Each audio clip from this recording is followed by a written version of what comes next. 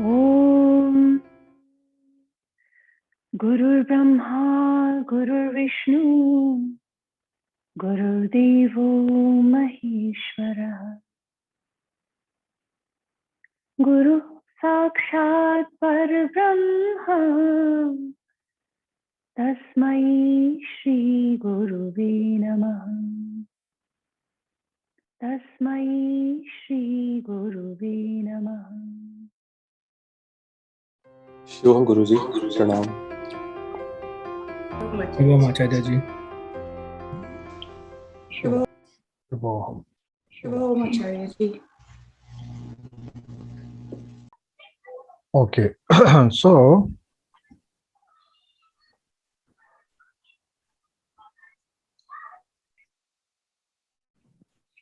we welcome again Ma Bhagavati to present to us so that we are able to understand. Because last time we discussed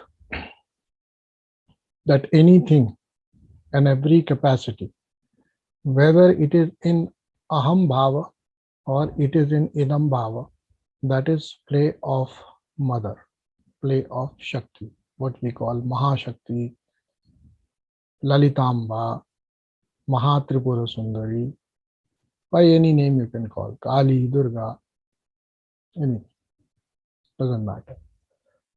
So it is this Shakti which is manifest in different forms. And in last sutra, in last verse, in last shloka, we discussed that Shiva Shaktya Yukto Yadi Bhavati, which meant that Shiva is unable to create a throb, a spanda, even subtle movement without the grace or union with Shakti. Without the grace of Shakti, Shiva is Shava. This much we have learned. And also we discussed about three aspects of Shakti, which was Apara, Parapara, and Para. Then we also found that certain portion of this whole text is referred to as Ananda Lahari, which is first 41 shlokas. And the rest of the text is known as Saundarya Lahari. So I got a question, why it is called so, why this division? So let me explain that. There is a story, although this is a story, and then we will, after listening to this story, we will understand what a story means. It is said that Bhagavad Padacharya Sri Shankara was always visiting places of pilgrimages. I have personally been to certain places where, and very remote. Let's say one place we have in Uttarakhand, it comes in district Pithoragarh. Okay. There we have a place called Gangoli Hat. Now this place was Mother's temple, Ma Kali's temple, and this tradition of Nar Bali was prevalent there. But a human sacrifice was prevalent. And Shankaracharya visited that place and tried to convince people, and by way of his chamatkara, etc., he could just do away with that practice. Now, still there is Bali, there is still sacrifice is being done. Like Dakshineshwar Kali, we have Pashu Bali in this place also. Today, Pashu Bali is given, but Nar Bali is no more given. Then there is one more place in the same district, Pithoragarh, which is known as Patal Bhuvaneshwar. It is said that the king of Pithoragarh was directed by Shankaracharya to that place. Shankaracharya personally visited that place, and if you will go to that place ever, if you happen to be, you will find that it is such a place which is kind of a secret. You can't know that there is such a big cave, while the entrance is just only one person can just slide in, and inside you will find a huge cave where various lingas, various formations are there. And there he established a yantra, which is of course Sri Yantra. Wherever Shankaracharya has worshipped, he has established Sri Yantra. Now let me tell you one thing here. This text is also about the worship of Sri Yantra. Although we are not talking about it here, but this is the fact that this is also worship of Sri Yantra. And this worship of Sri Yantra is done in a very, very subtle manner while we just recite these shlokas. You don't have to get initiated. So if you want to take full benefit of Chakra Puja, Saundarya Lahari, first 41 shlokas are sufficient, by the way. Okay? First 41 shlokas are sufficient to do that. If it is your wish, you can read even further. Now, what I wanted to prove to you, that Shankaracharya had visited many, many places in Himalayas, and it is said that once he visited Kailasha. And in Kailasha, he got physical darshana of Ma Bhagavati and Shiva. It is said so. In which the Lord gave him 5 lingas. 5 lingas. And mother gave her some palm leaves. Those 5 lingas were installed at various places. For example, Sringeri, Kanchi, Chidambaram, Nepal, and Kedarnath. 5. Okay. And they have gotten their names also, like Bhogalinga, Yogalinga, Muktilinga, Varalinga, Mokshalinga. These are the names. So these 5 lingas are installed at different places. So lingas he could bring, but palm leaves, of course, you understand, there is one Vahana of Shiva, who is Nandi, right? Nandi is by his incarnation is a bull, right? And palm leaves, of course, should have attracted him.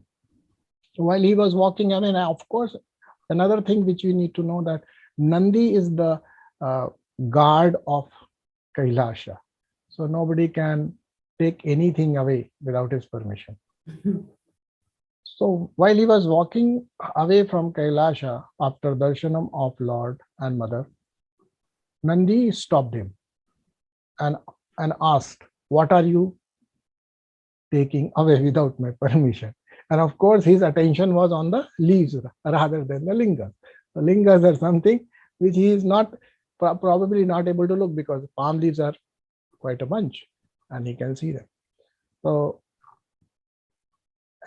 and it is said that Shankaracharya did not reply to. Only why? Because he also knew that Nandi is aware what is happening on Kailasha, right? Everything he knows. Whatever is happening here inside, he knows. So why do I reply? And whatever he wants to do, he'll do. So it is said that he suddenly snatched away certain palm leaves from Shankaracharya. Okay. So a major portion was taken away by Nandi. It is said that out of 100 palm leaves, 59 palm leaves were snatched away by Nandikeshwar. Okay. And the 41 remaining were Shankaracharya were able to keep. So he came back with 41. So this is why there is this separation, 41 plus 59. Okay. 41 plus 59. And I will tell you that certain additions have also been done and we can't really understand which one is the addition. So you may see certain copies which 104 shlokas also, right? I've seen 106 shlokas also, by the way. But anyways, originally it is said that they were 100. Now out of those 100, as I said, 41 are intact. Nowhere there is any confusion. Why it is called Ananda Lahari and while other palm leaves have been taken away and that were recreated by Shankaracharya. So rest 59, it is said that Shankaracharya created himself and they were in the praise of Mother Darshan, as if he had direct darshan of Devi. Correct. So he is seeing that Saundarya. Now there is another story that these all, like Shiva Sutras, we had this story that all the sutras were written on a mountain. In the same way, it is said that Nandikeshwar had already written these 100 verses on the walls of Kailash. And the guru of Bhagavad Padacharya, Shankara, Gaud Padacharya, visited Kailasha and he came back with all the 100 and he gave only 41 to Shankaracharya. Only to test him, probably only to give him a chance to propitiate Devi in his own way. Right? And that is what it is said, that if Shankaracharya would have gotten all 100 from his guru, his prowess, his capacity, his command over this language, Sanskrit, what we see, his poetic expression probably would not have been available for us, actually. And then there is one thing more you should know about it. Saundarya Lahari has a particular meter. As I said, every chanda has a meter. Someday, you people were asking, somebody was asking, what is Doha, what is Soratha, what is all that, right? So there I told that this is the matra, difference of matra, right? So this is also in a particular meter. And this meter is known as Shikharani meter, which is to be sung slowly, not very fast. Okay, it is in that meter. And Shikharani is one. And of course, there is another thing which you should know, that any meter is defined based on the number of words coming in the first half, second half, right? So there are total 17 letters, 17 matras in each line. Okay.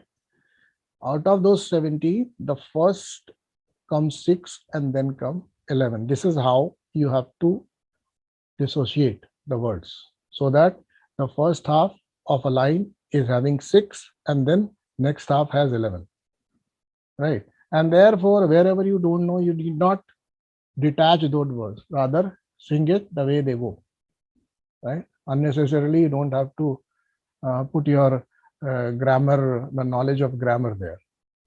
Instead, you sing in the Shikharani meter, and wherever it is pausing, pause and move on, right? So these things I thought are important for you to know about Saundarya Lahari, and as we progress on this text, I'll keep discussing many other aspects of this Shakti and its aspect, visible aspect, invisible aspects, sadhana aspects, mantra aspects, vigraha aspects, yantra aspects, and of course, what we say, kamya prayogas. Kamya prayogas, which means I want something to be fulfilled. I had certain desire. Hmm? Now, since whole of the Saundarya Lahari you will see, each and every shloka you can use for Kamya Siddhi, which means it is the way of Shankaracharya to give you a method of Iksha Purti, right? Right?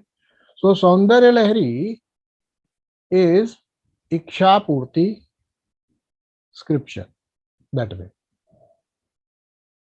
If you do it well, if you do it with faith, if you do it right, if you do it in the required numbers, of course you will be able to see the results.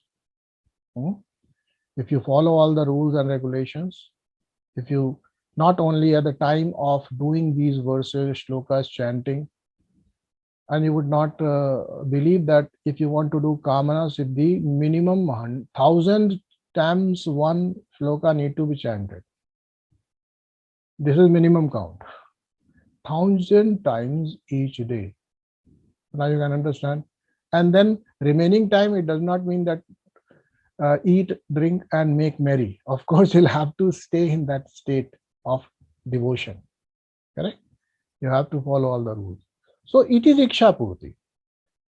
Now, since we are defining it that way, we should also think that initial 41 which Shankaracharya came with, and we are calling it Ananda Lahari. So look at it. From Ananda to Iksha, from Iksha to Kriya, Jnana, etc. Right? So originally what he had, what was the residue of Shiva Shakti Darshanam is what? What is it? Ananda. So this story goes like that. Stories, you may believe in those stories, you may not believe, but the whole thing is that once Shiva Shakti Sayujya, when that unification is felt, experienced, the direct outcome is Ananda. Okay? And that is why what he brings back from Kailasha is also a metaphor, saying that you have risen to the highest peak of your experience, that is Sahasrara, and when you come back, you only bring back Ananda. Okay? And once this Ananda seeps into your being, then everything becomes beautiful, and therefore you see Saundarya. Understood now? So whether you believe the story or not, there is a message in it. Got it? So last time, the first shloka which we read, we did not have too much time to discuss in detail. So a little bit of that shloka first. Little bit more, not too much. You see, we described in that shloka that Shiva Shakya Yukto Yadi Bhavati Shaktah Prabhavitum Nache Devam Devo Na Khalu Kushalah Spanditumapi Atastvam Aradhyam Harihar Virinchadhivirapi Pranantum Stotum Va Katham Akritya Punya Prabhavati. Okay, this was the shloka where it was asked, rather the question was asked, if you happen to chant Devi's name, if you happen to chant a verse in the praise of Devi, it should definitely be your akrita punya. Too much of punyam, virtues, good deeds, pious deeds, good karma coming to fruition. And that's the possibility. That's the only possibility, rather, when you will be able to chant these mantras. So of course everybody has, the world is of billions of people are here. How many of them are actually getting towards all this and doing all these chanting? Hardly 1%, not even that, honestly speaking. Not all people are devoted and they find solace only in the divine intervention rather than the human intervention. See? This is how. So first thing was that. Then it is said, if you have done good deeds, then only you will be given to such a situation where you will have access to Devi's chants, Devi's verses, Devi's praise. You cannot do otherwise. Hmm? So all of you should know that you have done good deeds. And whatever bad karma, so for that you are getting to chant Devi's name. And for whatever bad you have done, you are already suffering for that. Okay. So that way you should take it. So we would have definitely done both the things, no? Good and bad. So for good, you are getting to sing this, getting to know this, getting to chant this. And for whatever bad you have done, you are already getting paid back. No worry on that, right? So this was it. And then there were description of Hari Hara Virinchi, propitiating Devi for the powers. So look at it. There are only three aspects in our life. We want to create things, we want to sustain things, and we want to also get rid of things. That is destruction. And in the same story is there where we say Guru Brahma, Guru Vishnu, Guru Devo Maheshwara. It is also the same three aspects which we are expecting from the Guru to do. It is not that Guru is Brahma. It is not that Guru is Vishnu. Neither Guru is Maheshwara. It's only these functions Guru is performing in your life. Guru Brahma, the day you accept someone as your Guru, a new entity is born. Guru Brahma, you have become a disciple now. A disciple is born.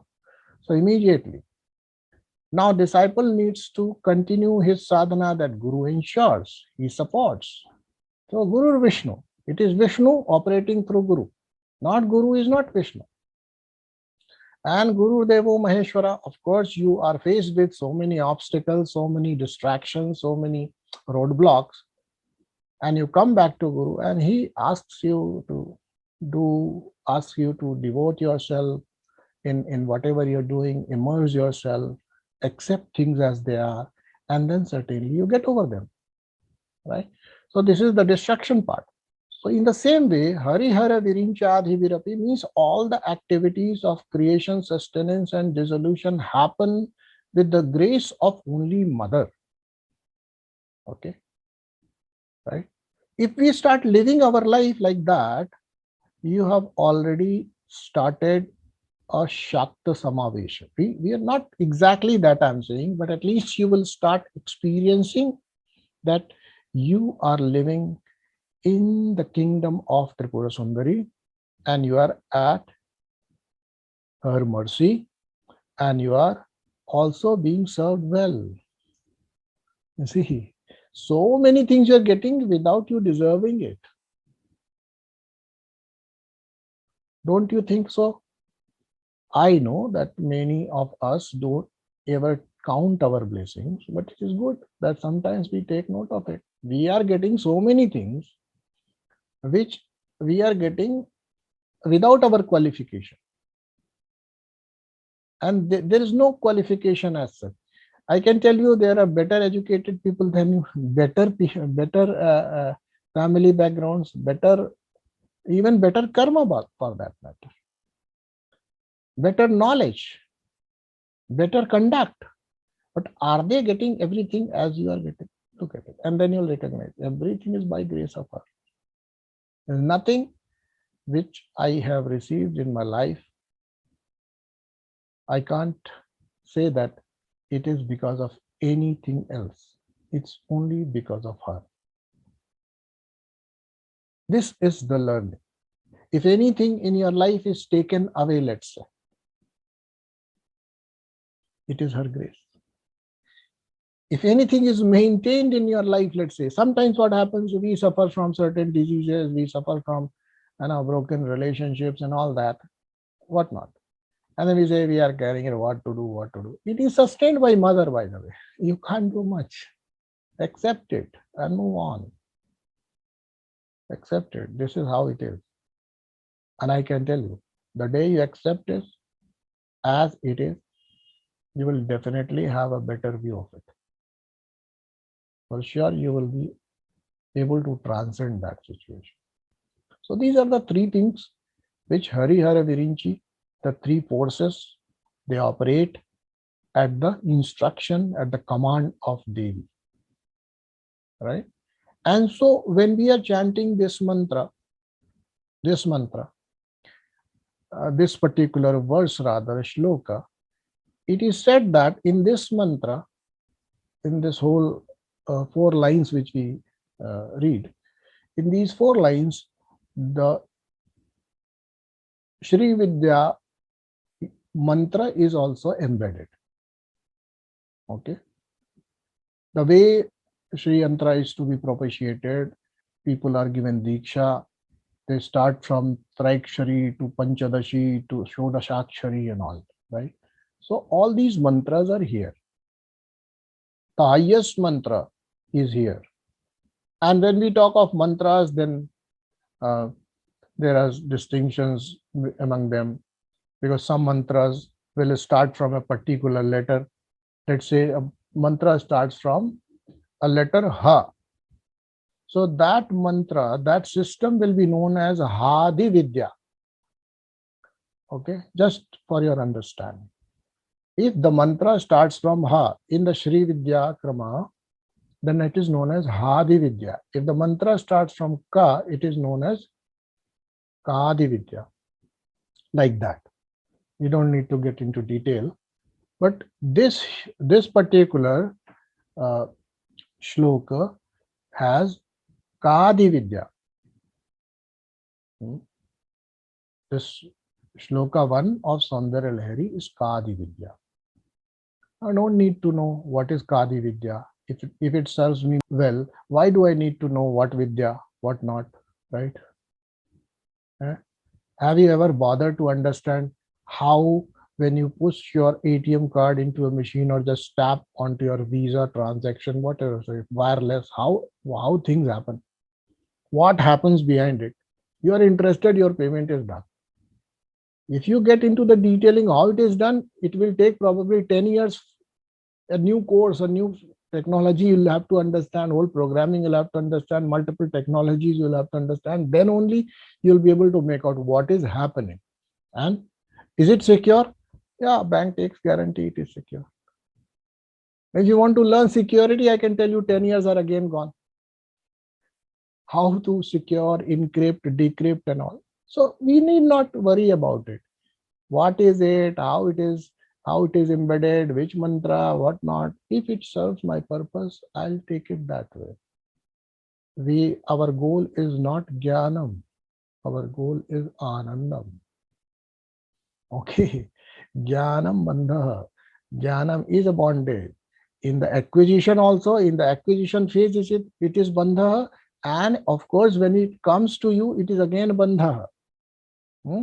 By the way, if you know about a particular thing, a particular process very well, let's say if you know how a shoe is made, if you fully know how a shoe is made, and you have been to a factory and you have been explained by the owner fully how this thing, the leather comes and this happens, then this happens, this process happens, then stitching, then shaping, then sole, then pasting and all that.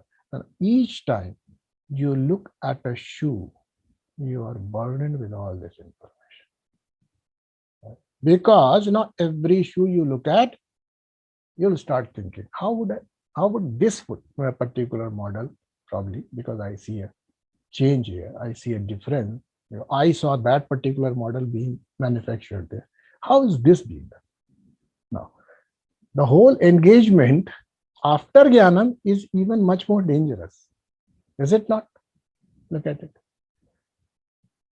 And doctors will vouch for it. Patients who are not literate too much, they respond well to medication. For those kind of patients, those kind of villagers, below this, everything is a stomach. And there is some space for air also. Okay. They don't know anything else. And for them, it is easy. You can treat such people very easily.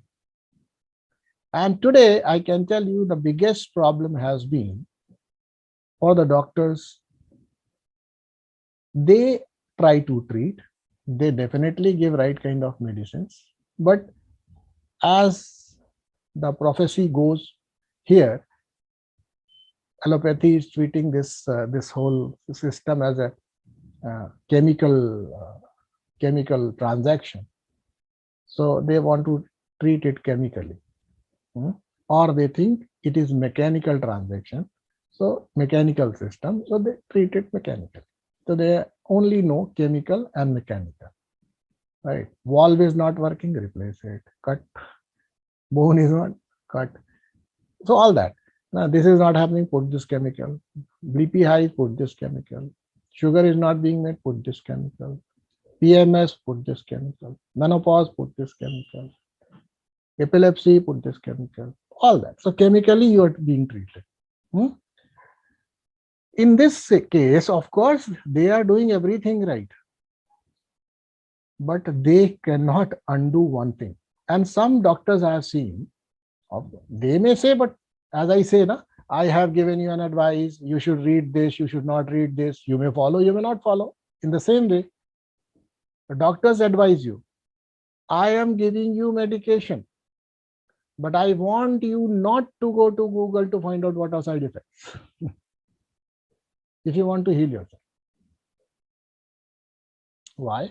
Because medicine is going to work on one condition or two conditions, but if your knowledge is focused on the side effects, there are hundreds, if not then at least 20. So you are being treated for 2 and your mind is creating 20 more. 20 more diseases are created. Such power we have. So look at it. We are not interested in Jnanam part. We are interested in Bhava, emotion, the way to connect. Right kind of connect should happen. Right kind of an inner environment should be there. That's it. And then right kind of inner environment improves our receptivity. Okay. Improves our receptivity. And when we are receptive, infinite is available for consumption and enjoyment. Right? If you are obsessed with only little, your whole bhoga and whole roga is about it. If you are concerned with the infinite, the bhoga is also infinite if you focus on that. The roga part, if you have understood it is infinite, it is not me who's creating it. Of course, you owe it to, you attribute everything to that infinite force. If I am enjoying, it is her grace. If there is suffering in this world, it is her grace. Why do I worry about? Correct or not? So this is the, in a way, Sakal Kamana Siddhi by the first mantra or first shloka. Whatever you want in your life. This is how it goes. Right? The first shloka is Sakal Kamana Purti. Sakal Kalyan. You want it, you can do it. But you don't know your own Kalyanam, let me tell you. Because you don't want your Kalyanam. You want your wishes being fulfilled. You have already an opinion about it.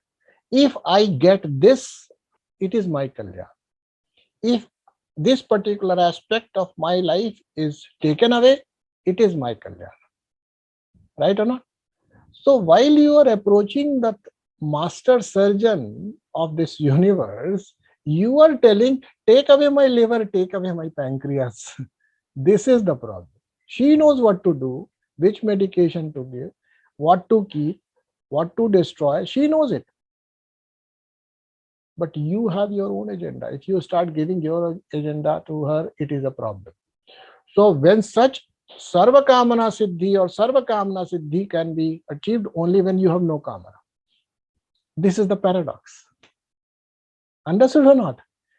If you want to heal all aspects of your life, all aspects, seen, unseen, known, unknown, this lok, that loka, ihilok, parlok, para, apara. Better not to list out anything. Just surrender. Okay? Just surrender. Otherwise, it will be a problem. And if you ask me, generally, I will give this advice to everybody. If you are feeling unwell, and let's say, I have a headache, headache, let's say. Huh? So what is your first reaction in this Jnanam Bandha when you have all the laundry list ready? You have so much Jnanam, you have all the laundry list ready, you will approach a neurologist directly. Right? I want to go to a neurologist. I am having pain. A brain specialist I want to go. A head specialist I will go. And I can tell you, that's not the right way. Rather, go to a medicine person. He will look everything in you. Everything. He will look at your body, mind, probably holistically. And then, based on his opinion only, you should go further. Here in India, now doctors don't decide. Patients themselves decide which doctor to go. You see, there is no hierarchy. There is no what you call flow chart available for people directly. I have little congestion. Go to heart specialist, and heart specialist will look at you. Where is your pain? This place. Wow, you have gas. No, heart specialist has to write these prescriptions. Why? Because you thought it is a heart problem. Heart specialist knows it is not. So please look at it. You are going to waste your time, waste your energies if you are specifying which aspect of your life needs to be corrected. When you want all aspects of your life to be corrected, rather don't get bothered by any when you are sitting in front of mother. Don't give your laundry list to her. She knows. Only that power of knowing she has given you, little bit of it. Through that power of knowing, you know. So don't go by your own knowledge. Trust in her wisdom. Trust that infinite knowledge she is. Right? So here, nothing I'll say you have to create. No iksha has to be created in order to fulfill all your desires. No desire need to be mentioned if you want to fulfill all your desires. Sarva Kalyan can happen only that way. Right? Partial Kalyan can happen if we want to do otherwise.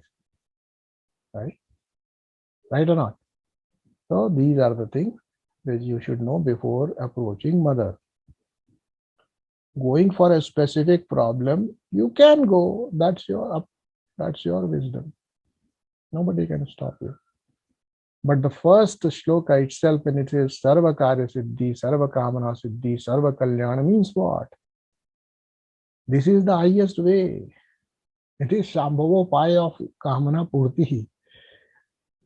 But you should know how to approach. I needed to clarify it. And I think I have clarified it. Right? Right?